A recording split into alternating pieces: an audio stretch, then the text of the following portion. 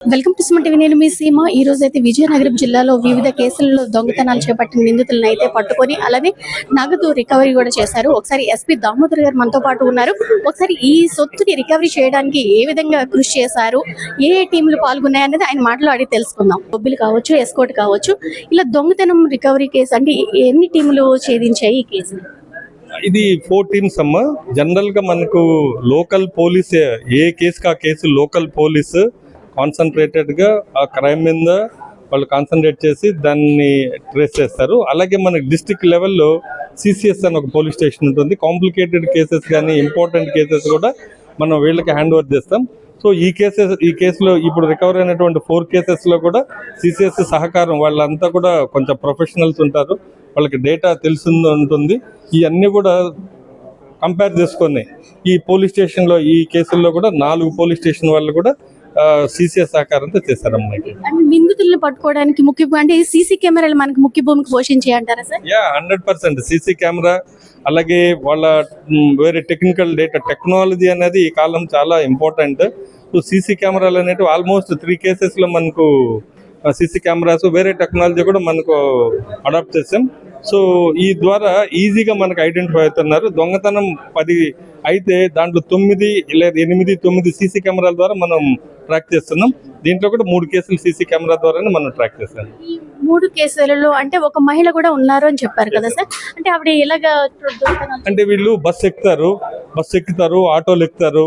ఆ ఎక్కే పాయింట్లు మనకు బస్ స్టాండ్ల దగ్గర సీసీ కెమెరాలు ఉంటాయి. దిగి వెళ్ళిపోయే దగ్గర ఎవరు ఎక్కారు ఏంటనేది బస్సులో వెళ్తున్నప్పుడు కొన్ని సీసీ కెమెరాస్లో కూడా కొన్నిసార్లు ఫేసెస్ రికగ్నైజ్ అవుతుంటాయి సైడ్ నుంచి వెళ్ళేటప్పుడు. అలాగా మనం ఎక్కడ అఫెన్స్ జరిగిందో ఆ ఏరియాలో ఏ బస్సులోనే అయిందా ఏంటనేది, ఎవరు ఎక్కారు బస్సులు, ఇవన్నీ కూడా మనం చెక్ చేసుకుంటూ వస్తాం సీసీ కెమెరాల ద్వారా. సో ఈజీగా మనకు ఐడెంటిఫై అవుతారు.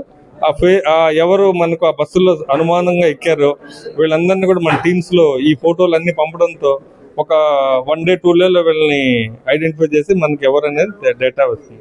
ఎంత సొత్తు రికవరీ చేశారు సార్? దాదాపు ఈరోజు 27-28 తులాలు బంగారు రికవరీ చేసామమ్మా.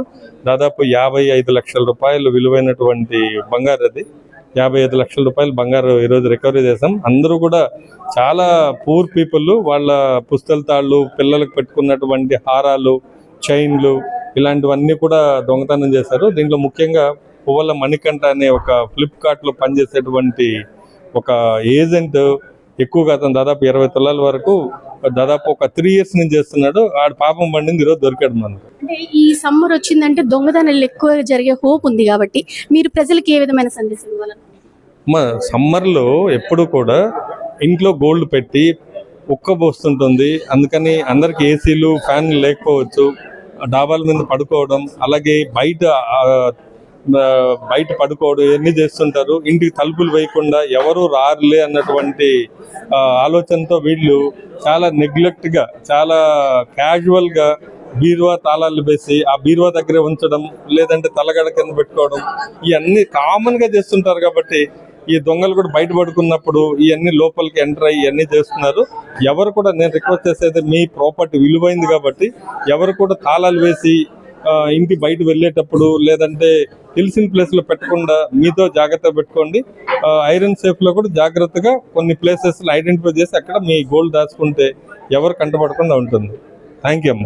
చూసారు కదా, ఎస్పీ దామోదర్ గారు అయితే చాలా జాగ్రత్త, ఎందుకంటే సమ్మర్ కాబట్టి ఎక్కువగా దొంగతనాలు జరిగే అవకాశం ఉంటుంది కాబట్టి అందరూ కూడా అజాగ్రత్తగా ఉండకుండా, మీరు ఎక్కడికైనా క్యాంపులు వెళ్తున్నప్పుడు కావచ్చు, ఒక్కపోతగా ఉంది అని బయట పడుకున్నప్పుడు కూడా చాలా జాగ్రత్తలు పాటించాలి. అంటే తలగాళ్ళ కింద వికీస్ పెట్టుకోవడం, ఇలా అజాగ్రత్తగా ఉండటం, దొంగలు ఎక్కువ అవకాశం ఇచ్చే అవకాశం ఉంది కాబట్టి తగు జాగ్రత్తలు తీసుకోవాలని అయితే ఎస్పీ దామోదర్ గారు చెప్తున్నారు. సీమ, సుమన్ టీవీ, విజయనగరం.